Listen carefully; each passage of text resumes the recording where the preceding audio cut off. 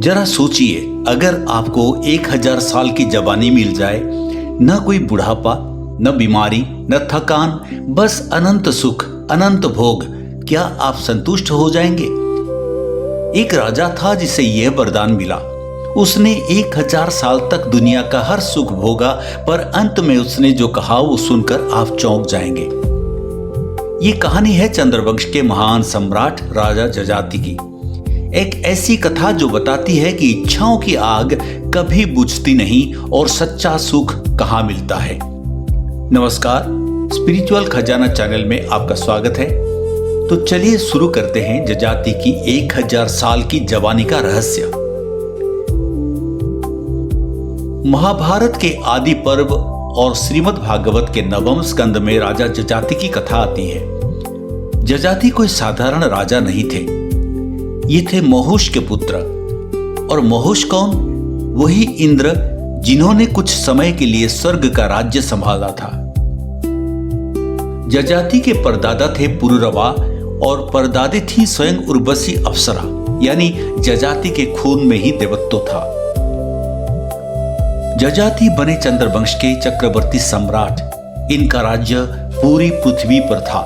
धर्म, न्याय, प्रजापालन में ये सबसे आगे थे, पर एक कमजोरी थी। ये बहुत सुंदर थे और सुंदरता से प्रेम करते थे।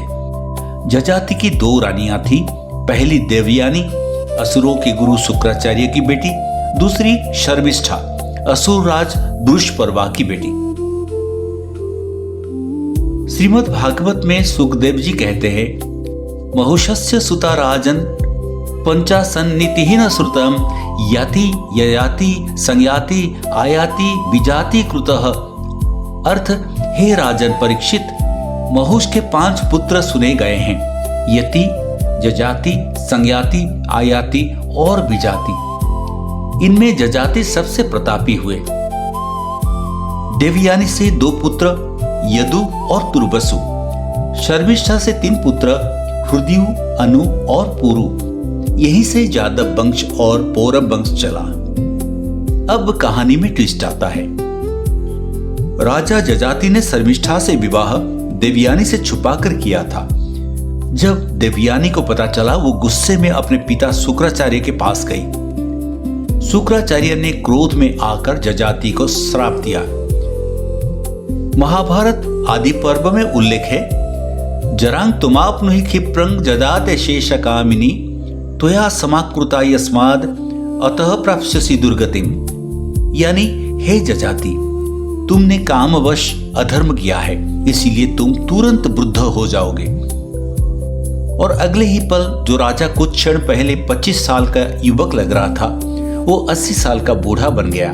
बाल सफेद, कमर झुक गई, शरीर में झुर्रियां, दांत गिर गए।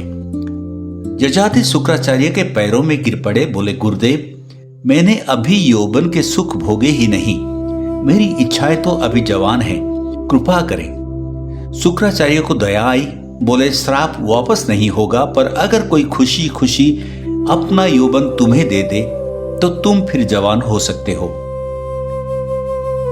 अब सवाल था, कौन अपना यौवन देगा? कौन अपनी 1000 साल किसी और को दे देगा? जजाति ने अपने 5 पुत्रों को बुलाया। सबसे पहले बड़े बेटे यदु से कहा, बेटा, अपना यौवन मुझे दे दो, 1000 साल बाद लौटा दूंगा, बदले में तुम्हें मेरा राज्य मिलेगा। यदु बोला, पिताजी, बुढ़ापा तो बहुत दुखदाई है, खाने पीने का सुख नहीं, स्त्री सुख नहीं, मैं नहीं दे सकता। जजाति ने श्राप दिया, तू राज्य के योग्य नहीं है, तेरे वंश में कोई राजा नहीं होगा। इसी श्राप के कारण यदु वंश में कोई राजा नहीं बना। श्री कृष्ण भी द्वारकाधीश कहलाए, राजा नहीं। फिर तुर्बसु से पूछा, उसने भी मना किया। श्राप मिला, तेरा वंश म्लेच्छ हो जाएगा। हृदयु से पूछा, उसने भी मना किया। श्राप मिला, तेरा वंश नाव में रहेगा। अनु से पूछा, वो भी मना किया। उसको श्राप मिला, तू समय से पहले मरेगा। चारों बेटों ने मना कर दिया। अब बचा सबसे छोटा पुरु, उम्र सिर्फ 16 से 17 साल। जजाति ने निराश होकर पूछा, बेटा पुरु, क्या तुम पुरु ने पिता के चरण छुए और बोला, जो महाभारत आदि पर्व में उल्लेख है, यथा वंशात तथाहं समाचरे जरांग त्वं प्रतिपद्यस्व मत्स्यकाशाद नृपोत्तम यौवनं भवतः कामं भोक्ष्ये वर्ष सहस्रकम। अर्थात पिताजी, आप जैसा कहेंगे वैसा करूंगा।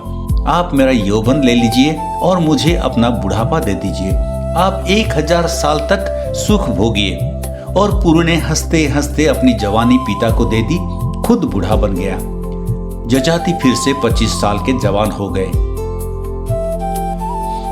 अब शुरू हुई जजाति की 1000 साल की जवानी। श्रीमद् भागवत में इसका वर्णन है। जजाति ने देवयानी और शर्मिष्ठा के साथ नंदन वन में, मेरु पर्वत पर, समुद्र के किनारे हर जगह सुख भोगा। स्वर्ग की अप्सराएं उनकी सेवा में थीं। 6 ऋतुओं का आनंद लिया। 100 साल, 200 साल, 500 साल, 1000 साल बीत गए। पर एक दिन जजाति ने देखा, उनकी इच्छाएं अभी भी जवान हैं। जितना भोगते उतनी भूख बढ़ती। तब उन्हें ज्ञान हुआ। उन्होंने देवयानी से कहा वो श्लोक जो पूरी गीता का सार है, न जातु कामः कामनामुपभोगेन शाम्यति हविष कृष्ण व्रतमेव भूय एव अभिवर्धते। अर्थात इच्छाएं भोगने से कभी शांत नहीं होती। जैसे आग में घी डालने से आग और भड़कती है, वैसे ही भोग से इच्छा और बढ़ती है।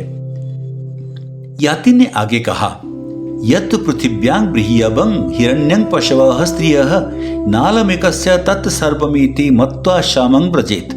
अर्थात पूरी पृथ्वी का अनाज, सोना, पशु, स्त्रियां, सब कुछ एक आदमी को मिल जाए तो भी वो संतुष्ट नहीं होगा।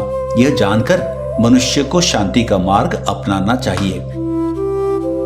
1000 साल बाद जजाति ने पुरु को बुलाया, अपना यौवन लौटाया और पुरु का बुढ़ापा वापस लिया। पुरु फिर से 17 साल का जवान हो गया।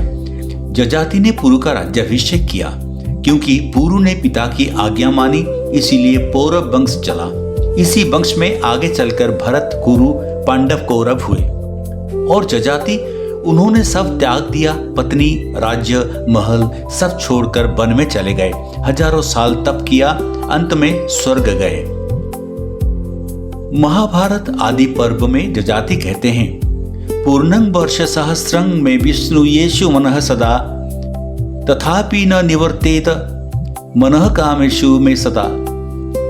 अर्थात 1000 साल तक मेरा मन भोगों में रहा, फिर भी कामनाओं से मन नहीं हटा। इसीलिए अब मैं सब त्याग रहा हूं। दोस्तों, जजाति की कथा हमें सिखाती है, सुख बाहर नहीं अंदर है। इच्छाओं के पीछे भागोगे तो 1000 साल भी कम पड़ेंगे। संतोष आ जाए तो एक दिन भी काफी है। आज हम भी जजाति की तरह हैं। नया फोन, नई कार, प्रमोशन, हर इच्छा पूरी होने पर नई इच्छा जन्म लेती है। हम सोचते हैं बस ये मिल जाए तो खुश हो जाऊंगा, पर क्या होता है? भगवान श्री कृष्ण गीता में कहते हैं, जैसे समुद्र में नदियां मिलती है पर समुद्र शांत रहता है, वैसे ही ज्ञानी में इच्छाएं आती हैं पर वो विचलित नहीं होता। तो आज से तय कीजिए, क्या आप 1000 साल की भूख पालेंगे या जजाति की तरह समय रहते वैराग्य लेंगे? आपको क्या लगता है, पुरु ने सही किया या गलत? अगर आपके पिता आपसे जवानी मांगते तो आप देते? कमेंट में जरूर बताएं। अगर ये कथा आपके दिल को छू गई तो वीडियो को लाइक करें, अपने परिवार के साथ शेयर करें, खासकर युवाओं के साथ। और ऐसी ही पौराणिक कथाओं के लिए स्पिरिचुअल खजाना को सब्सक्राइब करें और बेल आइकन को दबाएं। मैं मिलता हूं अगले अद्भुत कथा के साथ। तब तक के लिए जय श्री कृष्ण।